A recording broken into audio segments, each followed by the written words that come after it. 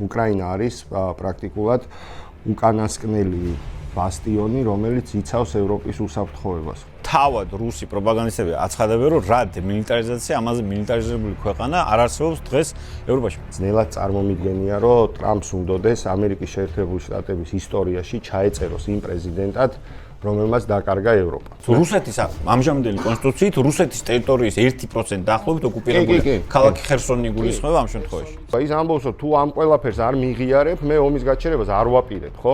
იმიტომ რომ პუტინმაც რაც განაცხადა, ის მიზნები მიუღწევადი აღმოჩნდა. ოპტიმიზმის საფუძველი უკრაინის გულშემატკივრებს ამ ომში გვაქვს, იმიტომ რომ პარადოქსული არის ერთი მიმართულება, რომ ზღვაზე მოიპოვა უკრაინამ უპირატესობა.